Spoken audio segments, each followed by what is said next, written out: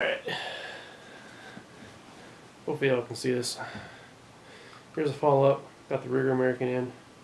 Here's another one. This one's a brand new one. We'll do another follow-up after this clip, but it seems like they somewhat break in, but especially fresh out of the package. It's loaded, 4 rounds, no tension on it.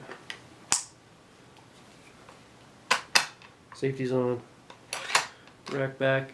Sometimes I can get this to come out, sometimes it won't. If you ever see the other videos where you'll see somebody rack back and it's hard to get it go forward, what's happening is the bullet is hanging on the front of the magazine. So that one worked. Inject that one out. Oops. Round number 2 ain't happening.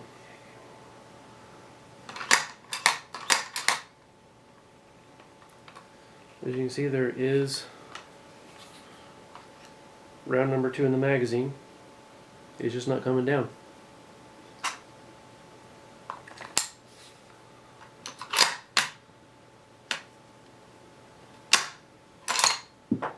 Check that out. That's cool. Round number 3 actually works this time. And round number 4 works. So, out of the magazine, it seems like each one, at least at first, rounds 1 and 2 were hit and miss coming out of the magazine. So I got that one more time, then I'll grab one of the magazines that I've dry cycled a whole bunch, show you the difference.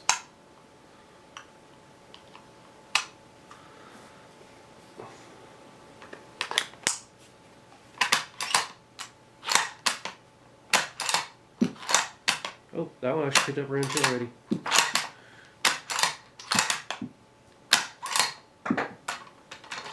So I am getting feeding. And a couple things I've noticed. We'll see if this one's still doing it. Racking the bolt itself shakes the magazine fairly hard, which seems to help the feeding. My opinion of these magazines still isn't stellar. Magazine that feeds into something like this should have a little more tension than rattling around like a maraca. And let's see if I feed this. Yeah. If I just pull one out, yeah, eventually it popped up because I shook it. See? To shake it to get the rounds to come up. And racking the bolts seems to do that more or less, but you know what happens when this thing's dirty? What happens when this thing gets a little bit of sand in it? The tension in these magazines is just atrocious. Here's one that I've cycled enough. I don't know if it could show up in the video. The back of this has a little bit of brass rubbed onto the plastic. I'm wondering if taking these apart and rubbing the inside down with graphite would make a difference. And I haven't gotten around to contacting Rigger about these, but so far it seems to be all of them, so it's not like a one-off defect. These magazines are just really crappy, and given that they retail for $45 and you're not going to find them for less than $35, it's just ridiculous. But after this one's been cycled quite a bit, so even though I'm being really gentle with it, I'm still getting that round up. It's just very sluggish. About the only one that comes up with any. This is about what a last round would normally feel like to me. And then each round I put in, it just feels weaker instead of stronger. I know that's supposed to be part of the whole rotary magazine thing, but it's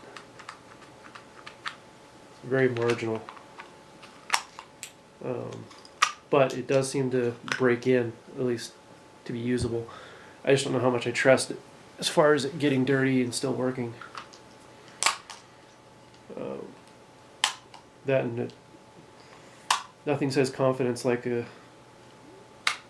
gun piece that doesn't work out of the box.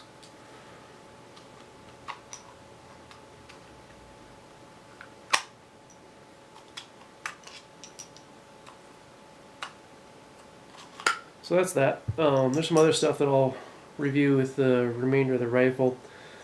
All in all, the rifle I'm fairly pleased with. It's pretty straightforward. It's a very plain bolt design, very plain receiver. Nothing fancy about it. It's built real tough, and by all accounts it works. I haven't gotten out shooting it yet. I'll definitely add that in.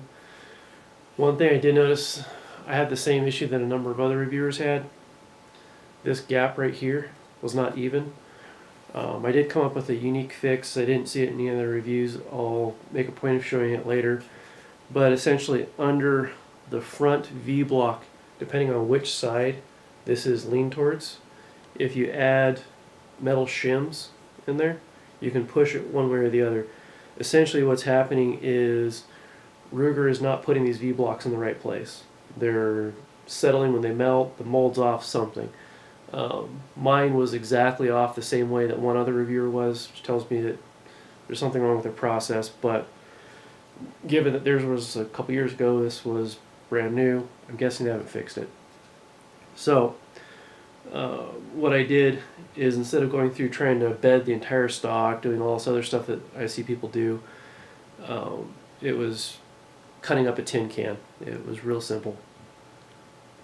Put a few layers of shims under there, tighten everything down. I check it. If it's too far one way or not far enough, then I can add or subtract shims until I get it exactly where I want. And then once it's tightened down, I get it nice and centered. It's free floated. One of the complaints I hear a lot is as far as it not being real stiff. It's true that, yeah, I can do this, but trying to do this, I have to really try to get this to even come close to contacting. So even with like a bipod resting on here, this is a lightweight rifle. I'm not going to have a problem with this flexing into the barrel just from its own weight. So all in all, for a lightweight rifle, I think I'm going to be happy with it. Ruger really screwed the pooch with these magazines. I think they could have done a whole lot better. I'm used to using the 1022 rotary magazines. They're awesome. This is not. I really don't know what they were thinking. But all in all, it's nice.